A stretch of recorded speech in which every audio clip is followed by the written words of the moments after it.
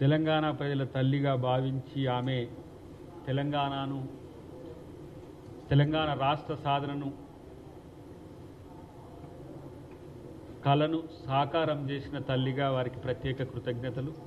కాంగ్రెస్ పార్టీలో పోరాడిన, తెలంగాణ కోసం పోరాడిన ఉద్యమ వీరులకు, అమరులైన ఉద్యమకారులందరికీ కూడా తెలంగాణ ఉద్యమాభివందనాలు.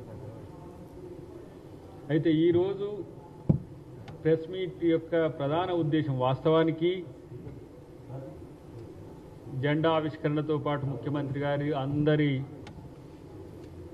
స్పీచెసే వినాల్సిన రోజులో ప్రత్యేక ప్రెస్ మీట్ పెట్టాల్సిన సందర్భం ఎందుకు వచ్చింది అని అంటే, జూన్ 2వ తారీఖు నాడే పవన్ కళ్యాణ్ గారు ఇక్కడ తెలంగాణ నవనిర్మాణం అని చెప్పేసి ఒక సభ ఏర్పాటు కోసం ప్రభుత్వం ముందు అర్జీ పెట్టడం, ప్రభుత్వం దాన్ని తిరస్కరించడం, తర్వాత కనీసం మా ఇంట్లో ప్రెస్ మీట్కైనా అవకాశం ఇవ్వమని చెప్పి అడుగుతున్న పరిస్థితుల్లో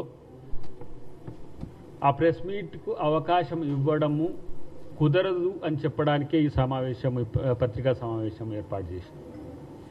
ఎందుకంటే భారత రాజ్యాంగం ప్రకారం పీస్ అండ్ హార్మనీని, శాంతిని, తర్వాత అందరూ కలిసి ఉండేదాన్ని కాపాడాల్సిన బాధ్యత తెలంగాణ ప్రభుత్వం మీద ఉంది.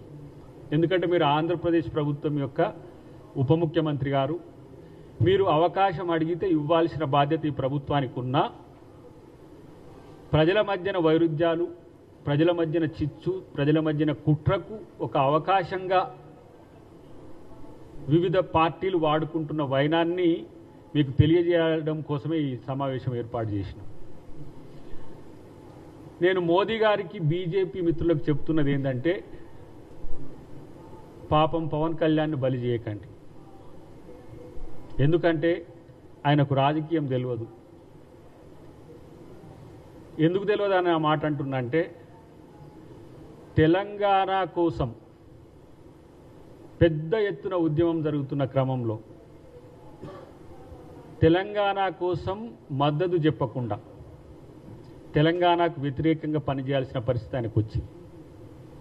దాని తర్వాత వారు సనాతన ధర్మం కోసం పోరాడాల్సిన పరిస్థితి వచ్చింది. సనాతన ధర్మం కాపాడాల్సిన పరిస్థితుల్లో కూడా అది బీజేపీకి అనుకూలంగా పోరాడాల్సిన పరిస్థితి వచ్చింది. ఎందుకంటే వారు చెగువేరా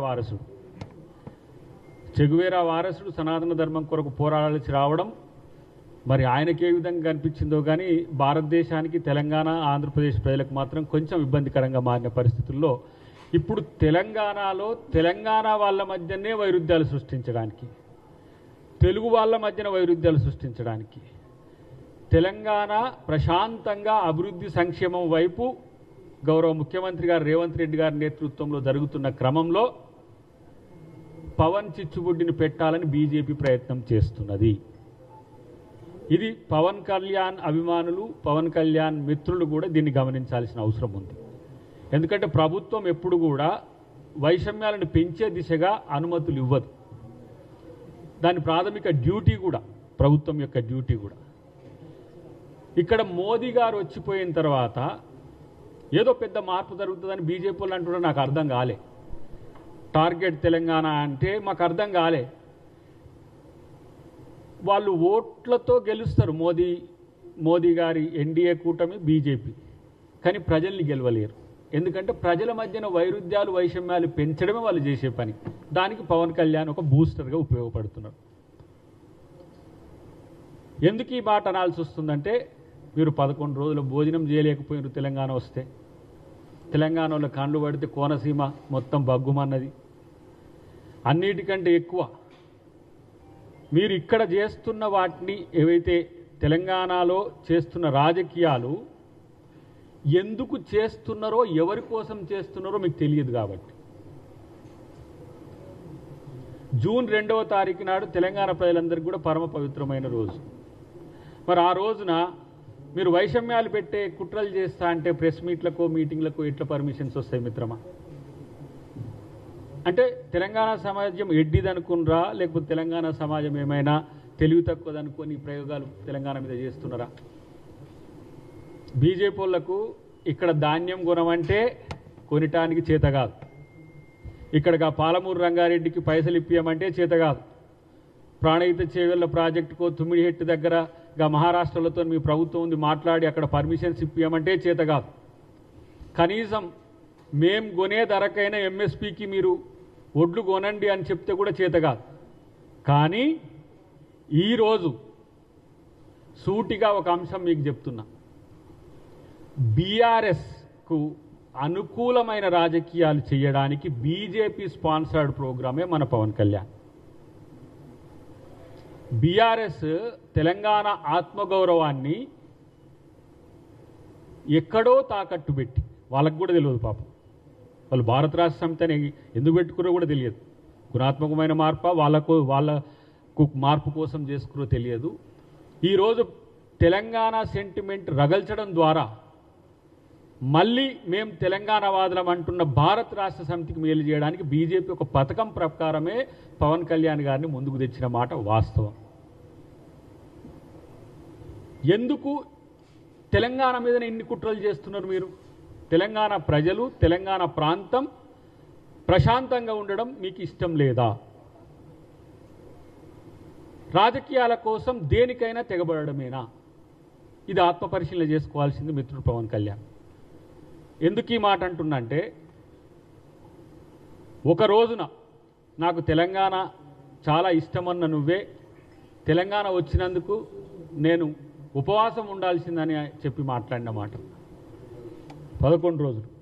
నేనేమంటున్నంటే, ఆంధ్రప్రదేశ్ మీరు మంచిగా పాలించండి, చంద్రబాబు నాయుడు గారు మీరు. మేము అక్కడ కాంగ్రెస్ పార్టీ అధికారంలో లేకపోయినా, రేపు మేము కేంద్రంలో అధికారంలో వచ్చినా మేమే అక్కడ స్పెషల్ స్టేటస్ ఇవ్వగలము, మేమే ఆంధ్రప్రదేశ్ని అభివృద్ధి చెందించగలం. ఆంధ్రప్రదేశ్ పచ్చగా ఉండాలని కోరుకునే తెలంగాణ వాళ్ళం మేము. ప్రాంతాలుగా విడిపోదాం, ప్రజలుగా కలిసి ఉందాం అనుకున్న వాళ్ళం. ప్రజలు నాయకుల మాట విన్నరు, ప్రజలు ప్రశాంతంగా ఉన్నారు, రాజకీయాలే వేడెక్కుతున్నాయి. ఎందుకు? ఇది తెలంగాణ సమాజానికి ఇలా చాలా పెద్ద ప్రశ్నగా ఉంది. రచ్చబండల మీద కూడా రచ్చ అవుతున్నది. సరే, మీకు ప్రొఫెసర్ నాగేశ్వరరావు గారికి ఏమి వైరుధ్యాలు ఉన్నాయో మాకు తెలియదు, వాళ్ళ మధ్యన ఏం జరిగిందో తెలియదు. కానీ తెలంగాణ ప్రభుత్వం కోరుకుంటున్నది 2 తెలుగు రాష్ట్రాల మధ్యన ఒక సఖ్యతతో కూడిన వాతావరణము. ఇది మాత్రమే కోరుకుంటాము. అది కాదు మేము తెలంగాణలో చిచ్చు పెడతాము అని అంటే, ఇది ఒకటేమో తెలంగాణ ప్రభుత్వం సహించదు, రెండోదేమో తెలంగాణ ప్రజల ఆత్మగౌరవం మీద దెబ్బ కొట్టదు. ఆ తెలంగాణ ప్రజల ఆత్మగౌరవం మీద దెబ్బ కొట్టే నైతిక హక్కు మీకు లేదు. లేకపోతే తెలంగాణ ప్రజల ఆత్మగౌరవం మీద దెబ్బ కొడితే ఎవరైనా కూడా తెలంగాణ వ్యతిరేకులే. తెలంగాణలో రాజకీయాల కోసం అని చెప్పి చిచ్చులు పెట్టి ప్రజల మధ్యన వైరుధ్యాలు సృష్టించడం అనేది ప్రజాస్వామ్యం ఎట్లయితుంది? మరి అంతఃసూత్రం మీకు ఎందుకు ఎవరు చెప్పలేదు? బీజేపీ వాళ్ళు మంచిగా నల్లికుట్లో లెక్క పంచాయతీలు పెట్టి కూర్చుంటారు, ఎవరు మాట్లాడరు. కిషన్ రెడ్డి మాట్లాడాడు, తర్వాత రామచంద్రరావు గారు మాట్లాడరు, ఇక మా ఫామ్ హౌస్లో ఉన్న మా కాకా కూడా మాట్లాడాడు. ఎవరు? కేసీఆర్. మళ్ళీ తెలంగాణ సాధించిన నేనే అంటాడు. ఆయన మాట్లాడాడు, ఆయన పరివారం మాట్లాడదు. ఇదేం హాస్యాస్పదమో నాకు అర్థం కావట్లేదు. హాస్యాస్పదం అయితే సీరియస్. ఇది కూడా బీఆర్ఎస్ పార్టీకి తెలంగాణ మీద ఈ రకమైన ఒక భావదాడి జరుగుతున్నప్పుడు పట్టి లేదా? ఇదేనా మీరు కోరుకుంటున్నది? మోదీ గారి మాదిరిగానే కేసీఆర్ గారు కూడా రాజకీయాల కోసం ప్రజలేమైతే ఏంది అనుకుంటారా? మొన్నదే చేసింది కదా, ఇట్లనే పట్టాలు పేల్చండి, సింగరేణిని పేల్చండి, కూల్చండి. ఇదేనా సిద్ధాంతం? ఈ ప్రాంతం కోసం 1200 మంది అమరవీరులైండ్రు. ఈ ప్రాంత విముక్తి కోసం ఏ రోజైనా తెలంగాణ అమరవీరుల దగ్గర మీరు పోయి పట్టెడు పూలేసిన పాపాన పోయినరు పవన్ కళ్యాణ్ గారు. పోనీ మోదీ గారు నీకు సర్ది చేస్తే వచ్చిండు, చంద్రబాబు గారి కాడికి వచ్చిపోయిండు, కానీ అమరవీరులు వారికి గుర్తు రాలే. ఎందుకంటే ఆయననే తల్లిని చంపి బిడ్డను బతికిచ్చిండ్రు అన్నాడు. తెలంగాణ మీద నిలువెల్ల విషం కక్కుతున్నది బీజేపీ ప్రధానమంత్రి. ఇంకొక వైపేమో వాళ్ళ ఎంపీనే నిండు సభలో పార్లమెంట్లో తెలంగాణ ఏర్పాటును పాకిస్తాన్తో పోల్చిండ్రు. కానీ ఇక్కడ ఉన్న తెలంగాణ బీజేపీ నాయకులు మాత్రం మేమే తెలంగాణ కోసం పోరాడింది. అవును, మరి తెలంగాణ కోసం పోరాడితే ఆత్మగౌరవం ఎటు చచ్చింది? మీకు సుష్మా స్వరాజ్ ఎందుకు గుర్తుకు రావట్లే? మీకు రాజ్నాథ్ సింగ్ లాంటి వాడు ఎందుకు గుర్తుకు రావట్లే?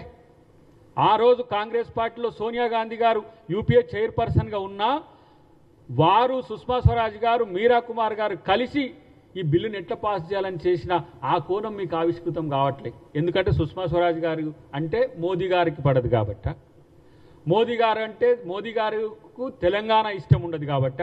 కానీ తెలంగాణలో అధికారం కావాలి. దానికోసం ఎక్కడ కొడితే క్యారమ్స్లో కాక ఇక్కడ కొడితే ఆడపోయి అక్కడ పోయి ఇక్కడ వచ్చి పడ్డట్టుగా పవన్ కళ్యాణ్ ఎందుకు వాడుకుంటున్నారు? మీరు నేరుగా మీరే రావచ్చు కదా. తెలంగాణలో మేము అధికారం రావాలంటే ఇది చేస్తామని రావచ్చు కదా. తెలంగాణ సమస్యలు మేము పరిష్కరిస్తామని రావచ్చు కదా. తెలంగాణ ప్రభుత్వానికి ఈ విధంగా సహకరిస్తామని చెప్పొచ్చు కదా. మొన్న అన్నాడు మోడీ కాక, ఏమన్నాడు? నాతో కలు రేవంత్ రెడ్డి గారు అన్నాడు. నీతో కలిసే ఉన్నాడు కదా. మీరు ప్రధానమంత్రి అయితే వారు ముఖ్యమంత్రి. లేదు, కొంతమంది మిత్రులు ఏమన్నారు, ఆయనతో అంటే బీజేపీలో ఎన్డీఏ కూటమిలో కలవాలంటే కాంగ్రెస్ ఎన్డీఏ కూటమిలో ఎట్లా కలుస్తుంది? రేవంత్ రెడ్డి గారి యొక్క లక్ష్యం కూడా ఏంటి? రాహుల్ గాంధీ గారిని ప్రధానమంత్రిని చేయాలి. మరి మోదీ గారు రాహుల్ గాంధీ గారిని ప్రధానమంత్రిని చేస్తాడా? చేయగలుగుతాడా? దానికి సిద్ధమైతే మరి మోదీతో కలుస్తాడు. రాహుల్ గాంధీ గారిని ప్రధానమంత్రి చేయడం మోదీ లక్ష్యం అయితే రేవంత్ రెడ్డి గారు మీకు సహకరిస్తాడు, మీతో కలిసి ఉంటాడు. కానీ తెలంగాణ సమాజం ఎటుపోతేంది, తెలంగాణ ప్రజల మధ్యన కొట్లాటలు ఏమైతేంది, తెలంగాణలో మళ్ళీ పూర్వపు కాలపు కొట్లాటలు కొనసాగితే నాకేంటి, నాకు మాత్రం అధికారం కావాలి అని. సేమ్ వెస్ట్ బెంగాల్లో ఇప్పుడు ఎట్లా జరుగుతుందో ఇలాంటి రాజనీతి, రాజ్యాంగ ధర్మం ఎట్లయితుంది? కనీసము కించిత్ ఆలోచించేటోళ్ళకైనా మీకు ప్రజాస్వామ్యయుత వాతావరణం ఉండడము ఇష్టం లేదు, ప్రజల మధ్యన వైరుధ్యాలు నిరంతరం కొనసాగాలి, మీరు గెలవాలి, ప్రజలు ఓడాలి. ఇది మాత్రం రాజ్యాంగం చెప్పలే. మోదీ గారికైనా, పవన్ కళ్యాణ్ గారికైనా, ఇంకెవరికైనా. ప్రభుత్వంగా ఒక ప్రభుత్వ విప్పుగా నేను ఎందుకు ఈ పత్రికా సమావేశం లేకపోతే మీడియా సమావేశం పెట్టాల్సి వచ్చింది? మీరేమంటారు? నేరుగా నాకు తెలంగాణలో మీటింగ్ పెట్టుకునే అవకాశం లేదా అంటున్నారు. అంటే ప్రజలు కొట్లాడుకుంటట్టు నేను ప్రెస్ మీట్లు పెట్టుకుంటా, మీటింగ్లు పెట్టుకుంటా, కానీ నాకు పర్మిషన్ ఇవ్వాలి ప్రభుత్వం అని అంటున్నారు. ఇంత విధ్వంసకరమైన ఆలోచనలు మానుకోండి. మీకు తెలిస్తే అర్థం చేసుకోండి. ప్రభుత్వం తరపున ఒక ఉప ముఖ్యమంత్రిగా మీకు మేమిస్తున్న గౌరవంతో కూడిన ఇది సమాధానం. దీన్ని మరింత రాజకీయం చేయాలనే ఒక ఆలోచనతో మీ ఇంటర్నల్గా ఉంటే అది మీకు నష్టం తప్పితే మాకు కాదు. మీకు పర్మిషన్స్ ఎందుకు? మంచి ఉద్దేశాలతో పెడితే ఎందుకు ఇవ్వరు? ఒక ప్రజాసేవ కోసం నాయకుడు నేను వారాయి అని పెట్టి మన కొండగట్టు కాంచి బస్ యాత్ర చేస్తా అంటే పర్మిషన్ ఇవ్వలేదా నీకు? లేదు, నా అభిమానులను కలుసుకుంటా, నేను అట్లా చేస్తా, ఇట్లా చేస్తా, నేను తెలంగాణ ప్రజలకు సేవ చేస్తా అంటే నీకు పర్మిషన్స్ ఇవ్వలేదా? కానీ తెలంగాణ ప్రజలు కొట్టుకొని చావండి, నేను మీటింగ్ పెట్టుకుంటా అంటే మీటింగ్కు పర్మిషన్ ఇస్తే ఇది ప్రభుత్వమా ఏంటి? ఇంతకు నీ సమావేశపు లక్ష్యం ఎవరి కోసం, ఎందుకోసం? దీన్నైనా తెలుసుకుంటే నీకే మంచిదని చెప్పి నేను మీ ద్వారా తెలియజేస్తున్న మిత్రులారా. ఇక్కడ తెలంగాణ ప్రజలు కొంత సెంటిమెంటల్గా ఎక్కువ ఉంటారు. వాళ్ళ త్యాగం, వాళ్ళ పట్టుదల, వాళ్ళ ధైర్యం. ఈ తెలంగాణ ప్రాంతం కోసం 1969లో దాదాపు 365 మంది పైచిలకు అమరవీరులైనరు. తుపాకీ గుండ్లకు ఎదురుగా పోయి కొట్లాడిన వీరులు. మొన్న కూడా అచేతనంగా ఉంటే అమరుడైనైనా సరే నేను తెలంగాణ ఉద్యమానికి ఉపయోగపడాలని ట్రైన్లకు ఎదురుగా వెళ్ళి అమరవీరులై కూడా ఉద్యమాన్ని వాళ్ళు కొనసాగించారు. ఇలాంటి త్యాగాలను అవమానపరచకండి, ఇలాంటి త్యాగాలను మననం చేసుకోండి. ఇలా ఇప్పుడు మేము ఉద్యమకారుల కోసం మేము కమిటీ వేసుకున్నాం, ఉద్యమకారులకు అవకాశం ఇస్తున్నాం. ఇలా శ్రీకాంతాచారి గారి తల్లికైతేంది, తర్వాత ఎవరైతే కుటుంబాలు నష్టపోయినారో వాళ్ళకు ఉద్యోగాలు కూడా ఇస్తున్నాం. ఏ రోజు కూడా మీరు తెలంగాణ ఉద్యమకారులకో, తెలంగాణ అమరవీరులకో, తెలంగాణ ప్రజలకో మీరు ఏ రోజు సహకరించినట్టుగా మీరు కనపడకుండా గత పుష్కర కాలంగా అంటే దాదాపు 12వ సంవత్సరం ఇది, అప్పటి నుంచి లేని ఊసి ఇప్పుడు వస్తున్నదంటేనే ఏదో దీని వెనుక ఉంది అనేది ప్రజలకు వస్తున్న అనుమానం. కానీ మాకున్న కోణం ఏంటంటే బీజేపీ ఇలాంటి ప్రోత్సాహకాలు ఇవ్వడం అనేది ఎంత మేరకు సబబు అనేది వాళ్ళు ఆలోచించాల్సిన అవసరం ఉంది. బీఆర్ఎస్ చాలా వ్యూహాత్మకంగా మౌనంగా ఉంటున్నది. వాళ్ళు ఏమవుతుందంటే నా ఘర్కా నా ఘాట్కా అయింది.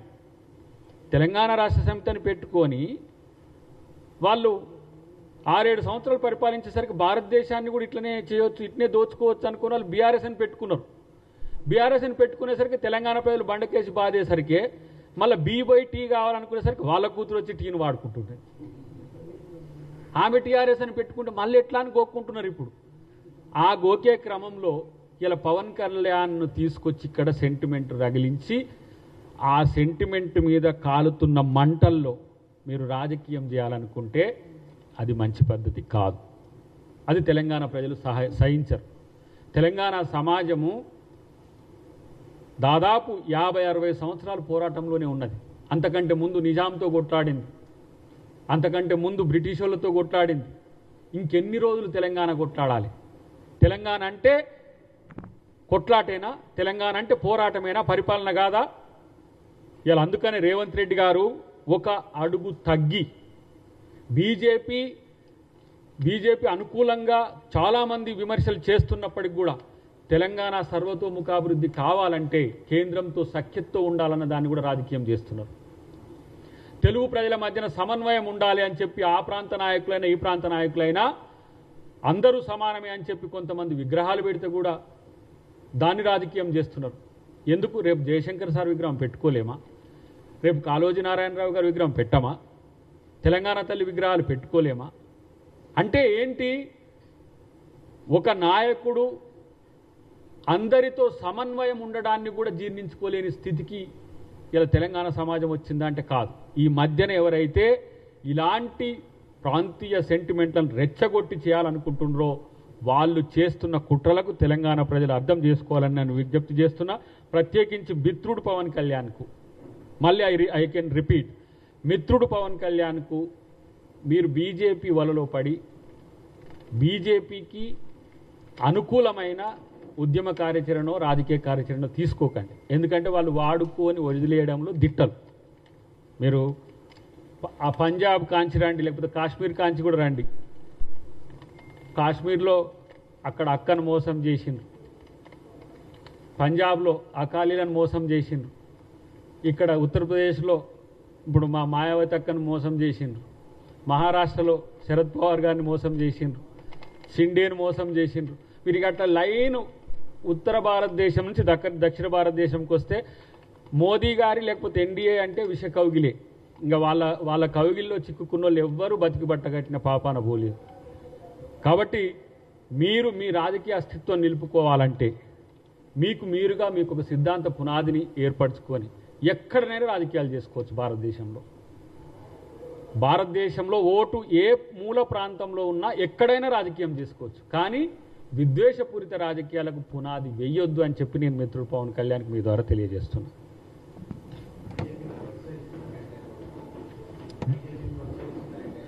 డెఫినెట్గా ఆయన వచ్చి కలిసిపోయినాకనే, మోదీ గారు వచ్చి కలిసిపోయినాకనే ఈ తరహా రాజకీయాలకు వాళ్ళు తెరలేపుతున్నారు.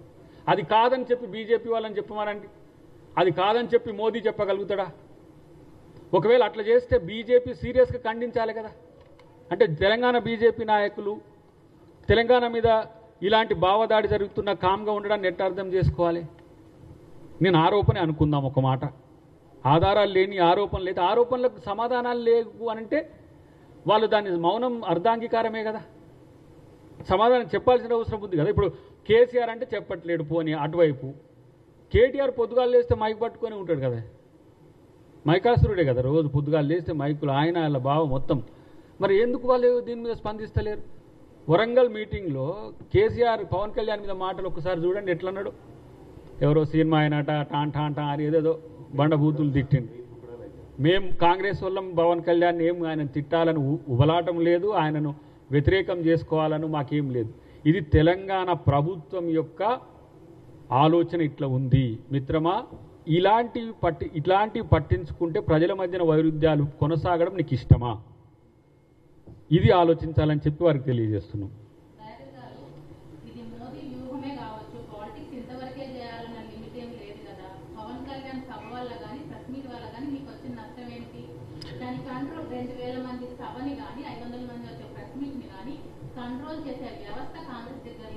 ఒక మాట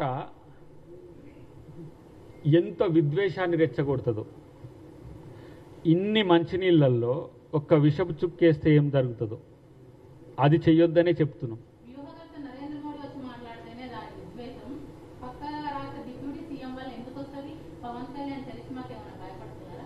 పవన్ కళ్యాణ్ చర్మిస్తలో మాకేం సమస్య లేదమ్మా. వాళ్ళే పక్క రాష్ట్రంలోనే ఆయనను అక్కడ ఉప ముఖ్యమంత్రి చేసి, లేకపోతే విజయ్ లెక్క ముఖ్యమంత్రిని చేస్తున్నామో కానీ ఆయనకు ఆ బలం లేదు, అది పక్కన పెట్టండి. కానీ ఇలాంటి ఒక అనాలోచిత కార్యాచరణ వల్ల ప్రజల మధ్యన వైరుధ్యాలు పెరుగుతున్న అంశాన్ని ప్రభుత్వంగా వారికి చెప్పాల్సిన బాధ్యత ఉంది మా మీద. కాబట్టి నేను ఆత్మరక్షణ కోసం నేను దాడి చేస్తా అంటే అర్థం ఉంటుంది, కానీ ఆత్మరక్షణ కాదు ఫలానోని కొడతానికి పోతా అంటే ఎవరైనా నువ్వు కొట్టమని చెప్తారా? ఇది కదా అంతఃసూత్రం తెలుసుకోవాలనేది. ఇంత మర్యాదపూర్వక ప్రెస్ మీట్ ఎందుకు ఉంటుంది వారి పట్ల? ఎందుకంటే ఇప్పుడు మేమేమైనా నెగిటివ్ మాట్లాడినా కూడా దాన్ని రెండు కాంగ్రెస్ పార్టీని కూడా పవన్ కళ్యాణ్కి వ్యతిరేకం అంటే ఇదేందో ఆంధ్రాకి వ్యతిరేకం అని చిత్రీకరించే ప్రయత్నం చేస్తారు. ఆంధ్రప్రదేశ్లో కాంగ్రెస్ ఎందుకు వ్యతిరేకం ఉంటుంది? మేమెందుకు? నేను ఫక్త్ తెలంగాణ ఉద్యమకారుని కదా నేను. ఆంధ్ర ప్రజలు మమ్మల్ని ఎట్లా చూస్తారో, ఆంధ్రప్రదేశ్లో ఆతిథ్యం ఎట్లుంటుందో, ఆంధ్రప్రదేశ్లో ప్రేమ ఉంటుందో ఎట్లుంటుందో మాకు తెలియదా? మేము పోయినోళ్ళం కాదా, కానోళ్ళం కాదా? ఇక్కడ సమావేశాలు ఎట్లా ఏర్పాటు చేస్తే మేము పార్టిసిపేట్ చేస్తాము, ఆంధ్రప్రదేశ్లో కూడా అట్లనే మేము పార్టిసిపేట్ చేస్తాం. పోయి ఆంధ్రప్రదేశ్ నిరంతరం కొట్లాడాడుకోవాలని మేము ఎప్పుడు ఆ ప్రయత్నాలు చేయమే. మా ముఖ్యమంత్రి గారు కూడా గతంలో షర్మిలమ్మ పెట్టిన మీటింగ్కి పోయి అక్కడ విశాఖపట్నంలో మాట్లాడిన తీరు మీరు గమనించండి. మీకెందుకు తెలంగాణ మీద కోపము? ఆంధ్రాను మేము ప్రేమిస్తున్నాము, ఎందుకు ప్రేమించము? ప్రాంతంగా విడిపోయినంత మాత్రాన ద్వేషించాలనా? అదేమన్నా రూల్ భారతదేశంలో అంతర్భాగం కాదా? ఇది సనాతన ధర్మ, సమాంతర ధర్మ, రాజ్యాంగ ధర్మ ఇట్లా ఉంటుంది. దీనికి భిన్నంగా వ్యవహరిస్తే మీరు ఏ ధర్మాన్ని పాటిస్తుండ్రో మీరు పునరాలోచించుకోమని చెప్పి మిత్రునికి తెలియజేస్తున్నాం.